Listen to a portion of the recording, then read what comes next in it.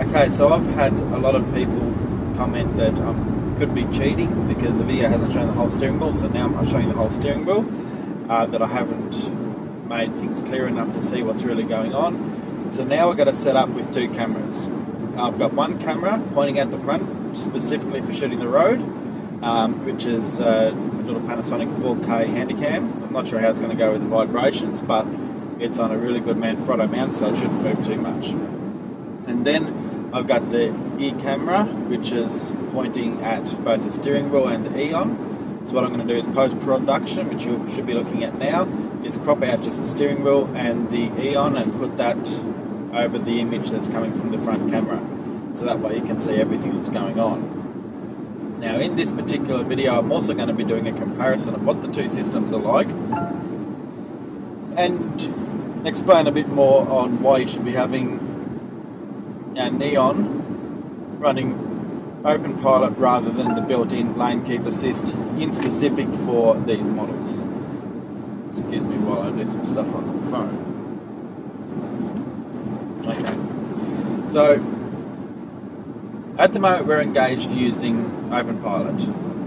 We've got a corner coming up. I'll let it do a few corners. We'll run a little bit with this system before I disable and do another one, do the stock system.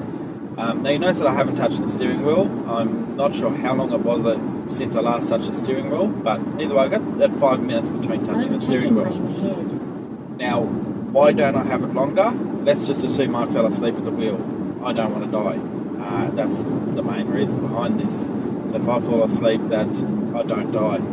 That's reasonable, I believe. So it's just a little, keep alive. Am I still here? Yes, I am.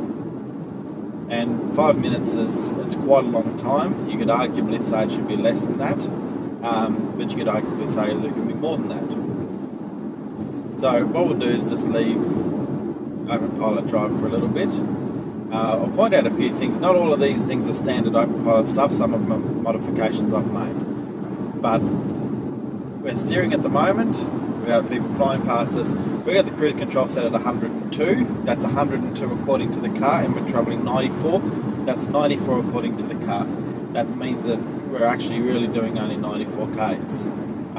We are slowed down a little bit due to the car in front of me, which I'm not bothering to overtake at the moment because we're running on the stock smart cruise control, I think is what they call it, SCC. Left lane ends, merge right ahead. And you're seeing the way it regulates.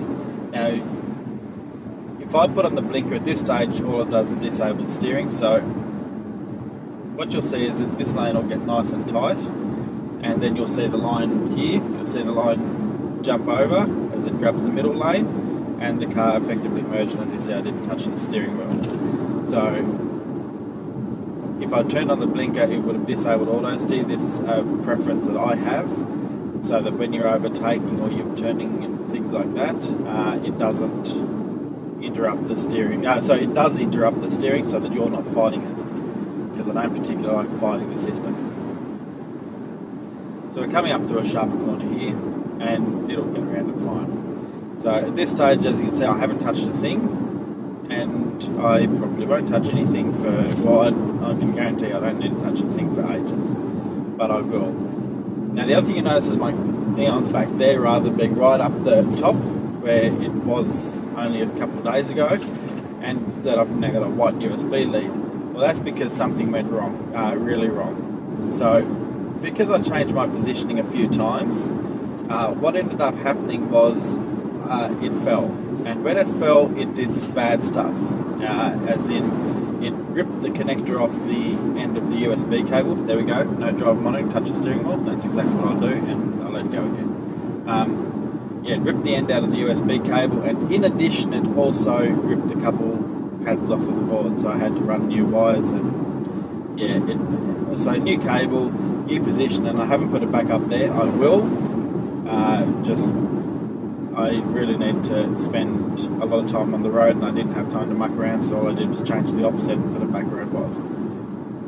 So as you can see, this is Openpilot driving, and I will switch over now to the stock system. So when I unplug the Eon, when I unplug that, it'll start forwarding the car's factory messages again. and that effectively means it will be running on the stock system. You'll see that'll go to sleep, and then I'll have control of the lane keep here. So what we'll do is we'll do that now. Oh, ooh, that's delicate. I better plug from this end. Okay, so that's folded and dead. We got some errors on the dash. We've still got errors on the dash. Please come back. Please don't make a liar of me. Please don't make a liar of me. Okay. You didn't see that. No one did. But either way, we're back on the stock system. As you can see, the car's not driving at all. We'll turn the factory system on, and now we're steering. Now we're steering using the factory system, and you can see it is driving down the road. It's drifting in the lane. It's turning a right. We're coming up here to the first corner, and here we go. We're doing okay. And the factory system does do okay for, the most part. The problem is how often it doesn't do something right. So now we're going to touch the steering wheel, touch it, clears that error, and we drive a bit longer. So right now we are really hugging the left lane, and I mean really hugging it. We're almost driving on it. It should be way further to the right, but nearly crossed the line that time. I should have touched the steering wheel again. Assistant. Oh, we're wobbling over the road, but it's alright, it's keeping us in the lanes. Whoop, it's starting to really bounce around. Okay, so if we had to turn right is when you're going to see the problem, because the wind's actually helping it. Hey, touch the steering wheel again. I'm touching that direction so it doesn't send us off the road. And look at that. Stock lane keeps amazing. It's just drunk. That's what it's like. It's a drunk driver. Hey, and it didn't quite cross the line.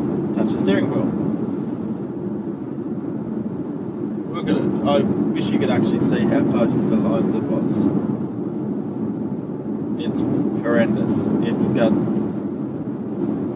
Well, in the mirror, I can. It's like the mirrors. The handles for the door. Jeez, that's annoying. The handles for over the line, and it's back in. The handles for the door actually cover the white line that's that close to the left. It's doing really bad. But either way, it is keeping us within the lane. It's just. And this particular road is one of those that does good at. But yeah, you wanted to see a comparison, this is what we've got. And like the other one, it's from a technical point of view, this runs out of torque at about 100 units, whereas Openpilot runs out of torque at about 250 units, and that's about the limits of what the systems allow us to have. And that effectively means that we've got 2.5 times as much torque available to us when we're using Openpilot versus using a stock system, and that's simply the way that they're built. The other one is the stock steering that cuts out. Jeez, I can't believe how annoying that is. The stock steering cuts out at 55 kilometers per hour, or actually cuts out to 50, and it enables at 55. So you can't travel slow with the stock system. And I know why. It's actually very hard to make it not oscillate at lower speeds, but it drives perfectly at 40. Jeez. That's unbearable. But anyway, we're still driving along. And right now we're actually in the centre of the lane. It's actually doing a good job at the moment. Now it's worth hey, what's it doing? Oh, it kept in the lane. It's really bad, but it's kept in the lane. Touch the steering wheel.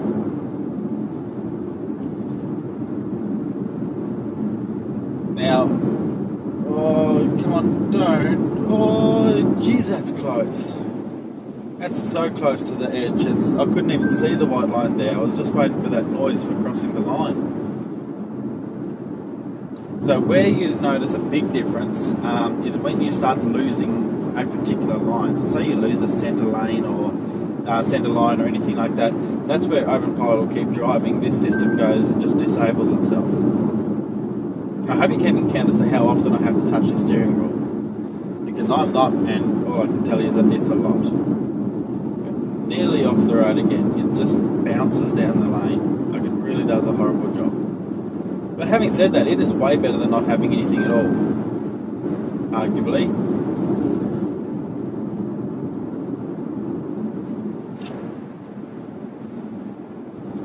Yeah, what I'm going to do is make a quick recording with the phone so that you can actually see in the mirrors where this is sitting, because you need to see. Oh no, do you see that? I didn't touch the system. Drivers, no, it disables until you touch it. That's fucking ridiculous. If you don't touch the steering wheel, okay, now I can't keep in the lane because it's stupid. If you don't touch the steering wheel within a couple of seconds of it notifying you, it disables. It doesn't slow you down. It doesn't cancel cruise control. It does none of the above.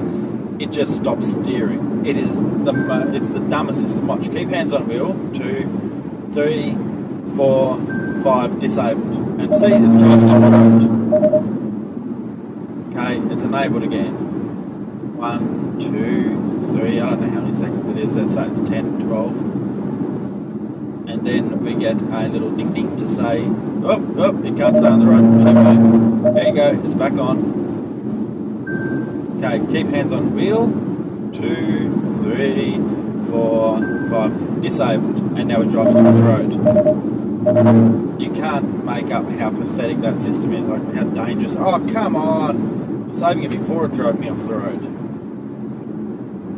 Oh, it's just horrendous. Anyway. Video, there's that mirror, nice big gap, and there's that mirror, that's where it's sitting in the lane. And obviously there's nothing I can do to adjust it or make it get closer, that's just what it's doing. Oh, keep hands on steering wheel, so you watch this, keep hands on steering wheel, disabled, just like that. Now I'll hold it for a few seconds and then it'll go green and I've got control again. It is just horrendously dangerous. Look at it, look at that. And this is just what it's like when you're in multi-lanes as well. It's just dangerous where it sits on the road. And that's just today. This is where it's sitting today. On another day it might be hanging. Oh, this is bonkers. On another day it might be sitting that close to the middle of the road. It's very inconsistent on how it works. So, cancel that video. And I'll put you back onto the main one. Okay, it's crossed the lane.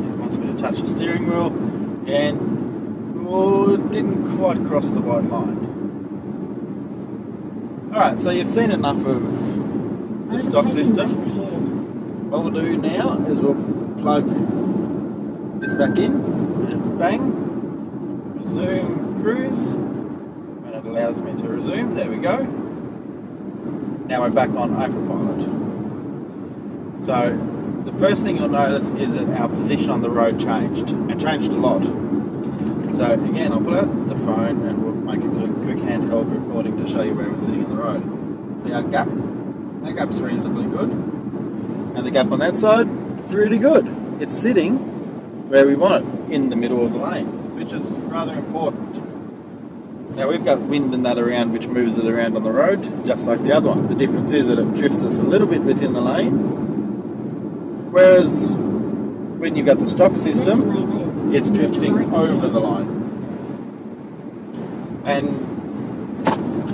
as you can see, we're happily driving along at the speed limit and it's keeping us within the lane. It's not getting close to crossing the line, and it's basically a lot safer. And I haven't had to touch the steering wheel. If this was the stock system, I'd have probably touched it 3 or 4 times already. It's ridiculous how often it nags you.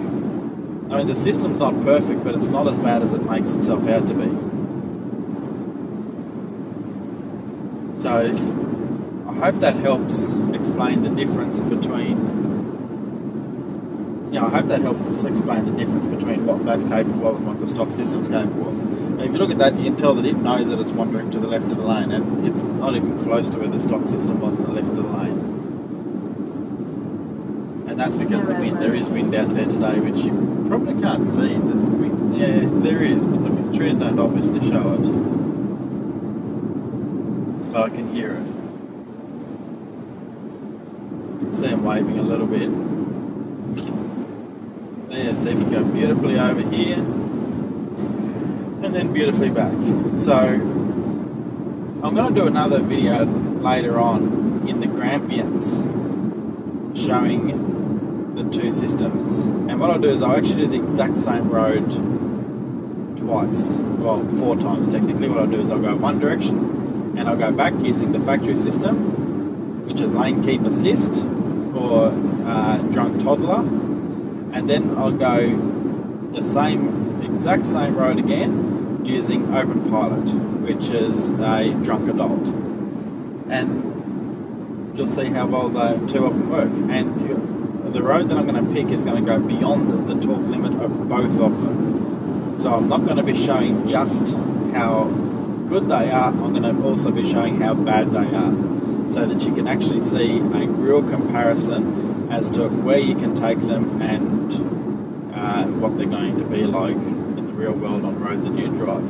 So if you drive on a freeway like this, Openpilot is brilliant. I really don't have to do anything, and despite the massive dynamics changes when you've got trailers, I've towed this vehicle fully loaded, so as in the vehicle fully loaded, as well as a tri-axle trailer, which basically you got 6 wheels, 3 on each side, and they really push the cars when they're loaded, and that was fully loaded, and we're at the vehicle's GPM limit.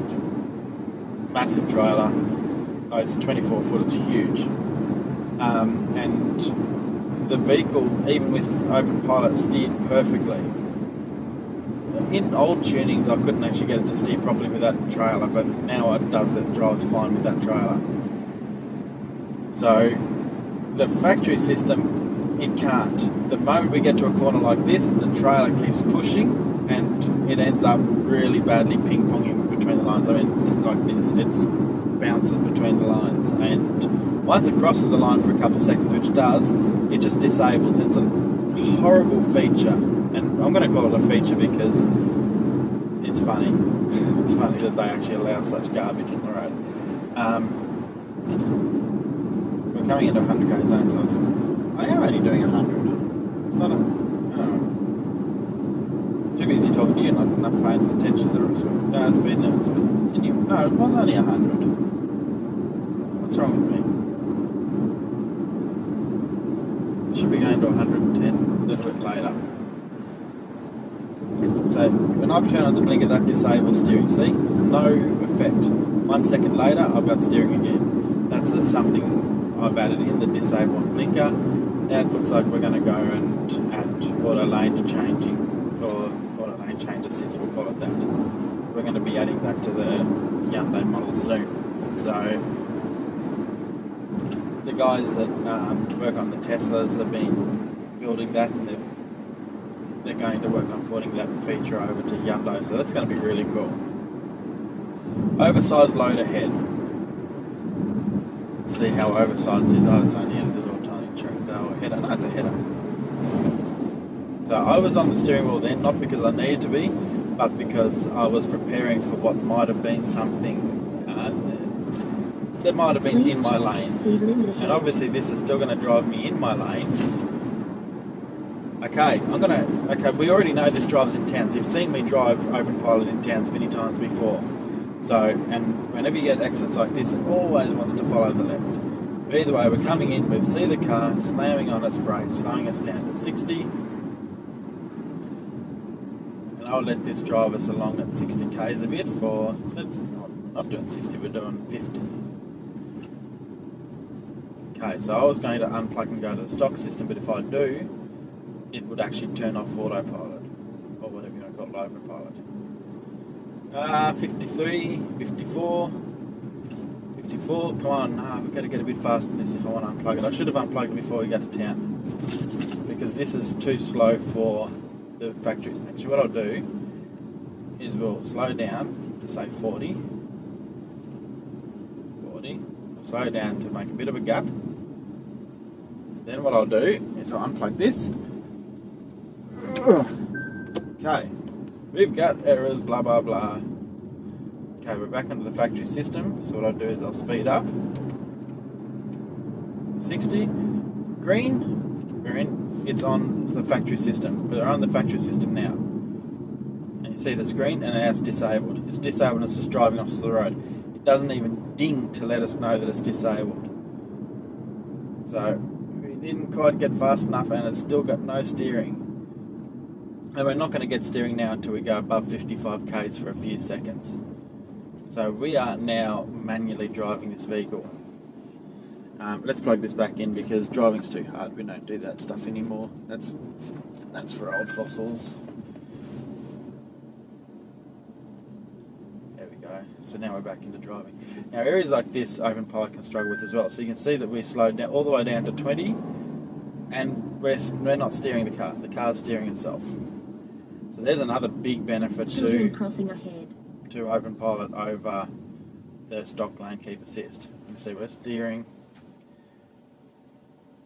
So the lower you get, the more likely this thing's going to start oscillating, because it wanted to make a little correction. It's severely oversteered. Off we go again. Now on intersections like this, especially at lower speeds, it can sometimes dart off into a direction, and all of the systems do that. If you're driven testing, no sit occasion does the same thing as well. But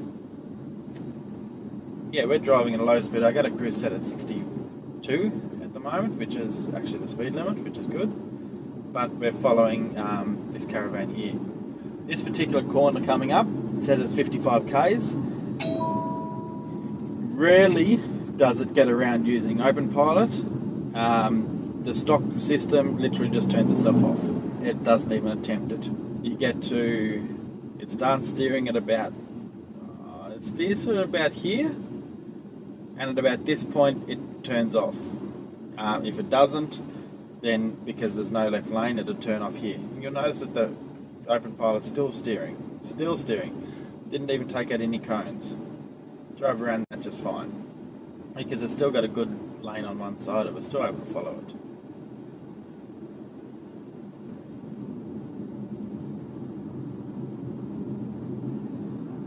So I'm going to do a better comparison video later, but I hope this is enough to explain most of the differences, and I hope you're happy you can see the whole steering wheel, so you know that I'm not cheating, that I'm not lying about what the system can and can't do. Like I said, I don't have a reason to lie. It's not like I make any money on this. All I do is spend all my time and money on it and help others work with it as well.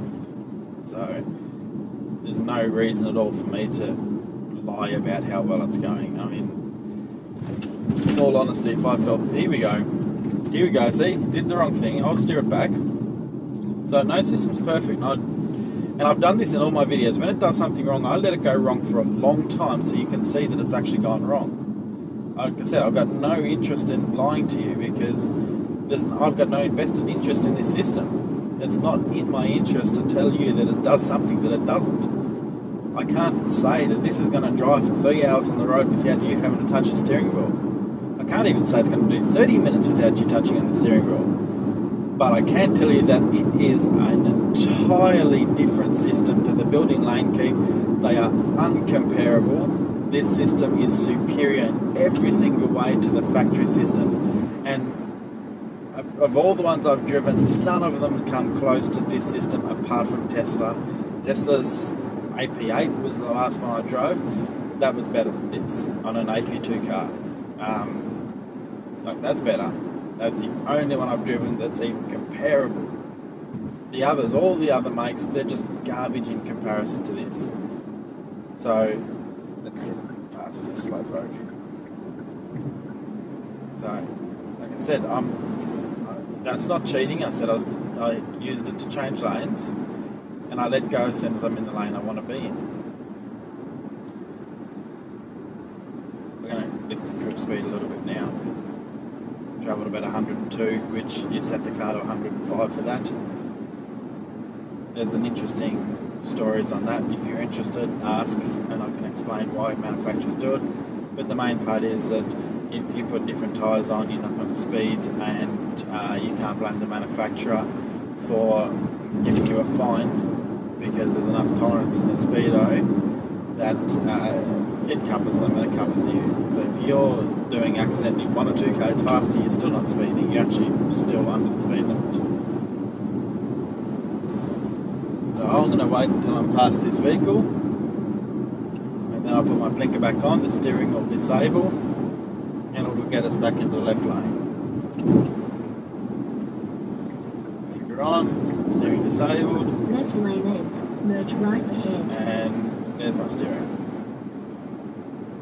So, one more time before I end this video will be the factory system. I don't like turning things off while I've got cars around me, because I do need to hold the steering wheel.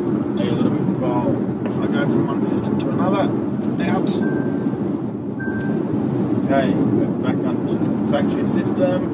Now I should actually, I don't know if you can see the dash, you probably can't. I'm going to have to set another camera up so you can see all of this. Where is it? It's this one. There. So you can see what the stock system can see. Once again, it's way off the left of the road. Way off the left. Shocking. And I got to touch the steering wheel. It's unbelievable, that annoys. There's no reason to have that short, like there really is no reason. So here we are, right at the outside edge of the lane. Now I wanted to say that this does it in both the left lane and the right lane, that it hugs it. Oh jeez, it's doing bad.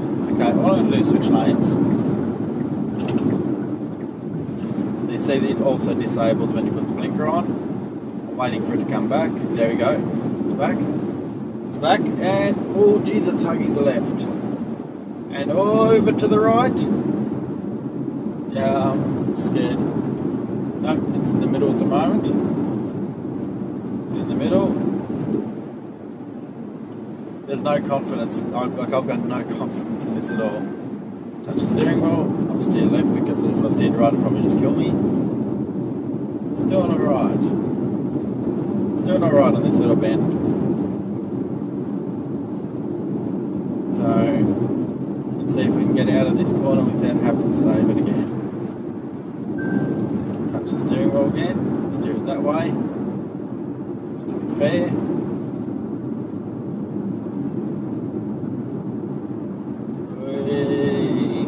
Ping pong down the road we go. Too far to the left.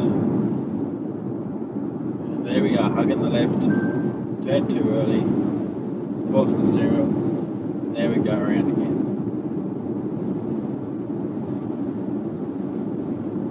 I'm just watching the road. I'm paying a lot of attention to the road at the moment. So I'm not talking to you because I'm making sure that it actually stays within its lines. And oh, there it is. It crossed the lane itself. I'll put the blinker on and change so that the people behind me don't think I'm the biggest dick in the world. And it was still steering. It didn't actually disable. It was still steering. And I don't know what it thought it was steering into, but I'm on a public road and I can't let it be too dangerous. I've got to keep an eye on everything around me. I've got to watch the road more when I'm using the factory lane keep assist than I do when I'm not, because you never know what it's going to do that's dumb. It's not predictable at all.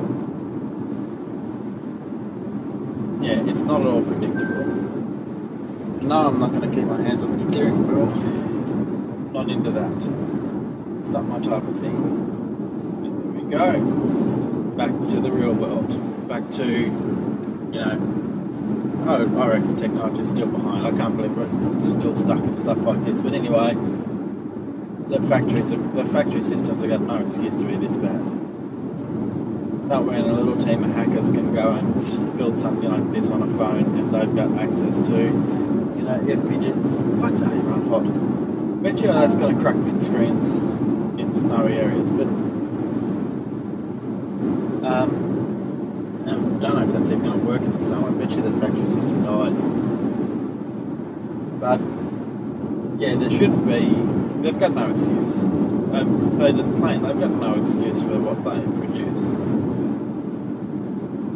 So anyway, guys, thanks for watching this very short comparison of the two of them. Listen to me whinge about what the manufacturer puts in the car and showing off Openpilot. And hopefully you're happy now that you can see the wheel. You can see the whole wheel. You can see that I really don't touch the wheel. When I grab the steering wheel, I grab it here. You've seen that. So you know the other video, this is where I grab. I'm a big bloke. I mean, this is the seat all the way back. This is the room that I have in the vehicle. I'm not going to be grabbing the steering wheel down here. That's not my area. I sit like this. My hand sits here. If I'm going to grab it, I'm grabbing it here. This is where I'm going to grab the steering wheel. And you're always going to see that in the video. So please share my videos, subscribe, like, do whatever else you have to do. If you don't like it, then don't subscribe, don't like. I'll be a little bit disappointed and I'd love to know why, so leave a comment if you're up to that. And I'll see you in the next video. Thank you.